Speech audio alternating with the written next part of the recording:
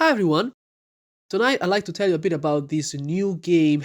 I have very recently started to play Earthborne Rangers, and so far I've played through the first 4 days of my solo campaign for this game. And I know that might not sound like a lot, but I've actually been sitting here at this table for quite a while now. I suspect I'm gonna be sitting here at this table for a lot longer before I'm done with this game. And I already have a few things that I'd like to share with you, some early thoughts about this game. So first of all, I like to start by taking a wide look here at the game, and you see this game doesn't come with a board or with miniatures, but it comes with a whole bunch of cards. There's a great many of cards in this game. Most of the cards are sitting right there in the box, and as you place all of these cards out there on the table, you see they end up taking up quite a lot of space right there. And these cards are really a wonder to look at. They are beautifully illustrated. They are beautiful pieces of art. I really like the artwork that we find in this game. I really do. I know we don't have a board in this game, but we do have a map of the valley. That piece right there that is hanging from that electric lamp right there. I know it looks a bit funny. I sellotaped it to that electric lamp right there so that I have that map right there on display all the time, and I can always look at it to know where I am and where I'm going to, where I'm headed to. I can always look at it to get my bearings in this new world. The valley is like your typical valley in between mountainsides, with lush vegetation and a lot of wildlife. We are the rangers of this valley. We have to take care of it. Okay, we have to look after the people living in this valley, as well as the wildlife, the flora and the fauna of the valley. Earthborne Rangers is set thousands of years in the future, so there are gonna be creatures that we have never seen before in the valley. There's that element to it that makes exploring this valley even more exciting. As we carry out our exploration, we also have to complete a bunch of missions that are given to us by the people living in the valley. And you see, these are the missions that I have unlocked so far. I've got this guy here that I have to escort to a village, and when I reach that place with this guy, the mission will be over. In this mission, I have to travel across the valley and gather information on some ancient ruins. So this mission here is going to take me a while. Then down here we've got Tala the Red, this woman here. She's an exile. She's looking for a new home. And so I'm giving her a helping hand, finding a new place to settle down. And that's basically the mission. A simple mission. And then over here we've got another one, and this mission is pretty interesting. We've got this giant bird, this giant predator called the Umbra, and this bird is a threat to the valley because it's killing too many creatures, too many animals, so we have to get rid of it. We're gonna have to try and kill it.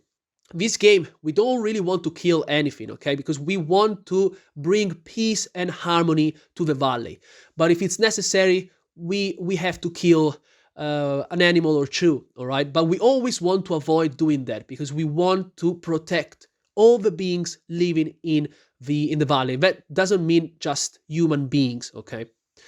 You see, all these missions here, there's great variety, a great diversity in the game. It's pretty nice that I'm already working on all these different tasks, all these different missions, and I have basically just started the game. One thing that I've noticed is that these missions, they spring out like mushrooms. As you explore new locations, all these people, the inhabitants of the valley, they will come to you with all these different jobs, with all these different tasks. And if you accept all of them, you're going to find yourself literally swamped by all the missions that you can start in the game. So what I'm doing here, and also my piece of advice for you, is that you take the game one bit at a time. So you work on just a limited number of missions, okay? The right number that you know you can handle. Because if you got too many missions sitting right there, then it can get pretty confusing, you know? You may lose focus on what you're actually trying to do in the game, and it could be pretty confusing. So I'm working on these missions here, and once I've completed them, then I will unlock other missions and I will continue with the campaign. At least this is my way of playing the game. Down here, we've got the card for my character. This is the character that I created, the prodigy of a floating tower. He's a traveler shaper. In other words, it's like a wizard who likes to travel a lot. And this is the aspect card that I selected for my character. These are the aspects, the unique traits of my character. It's got a lot of spirit power, a lot of spiritual power.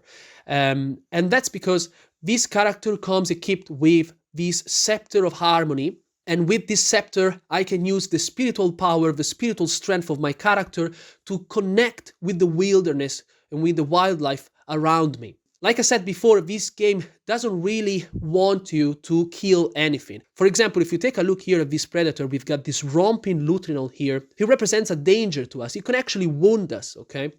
But instead of killing this thing here, instead of killing him, we can try to use our scepter of harmony and connect with this creature and talk to him.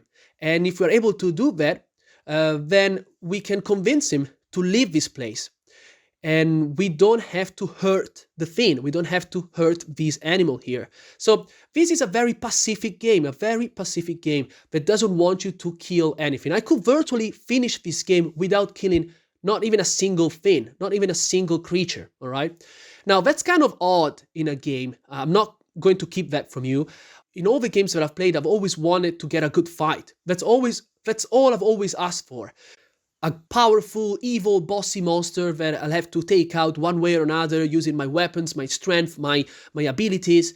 But there's no such thing in this game. There are no real fights in this game, okay?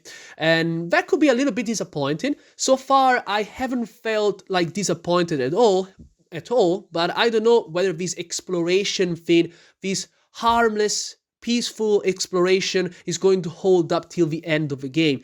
I actually think that a good fight in a game is really much needed, and I hope that this game has got more in store for me, but so far I haven't seen not even a single trace of a real monster, a real creature that I have to fight, except for that huge bird that I said before, but I don't even know whether I'm going to kill that bird at all, or whether the mission is going to end in another way.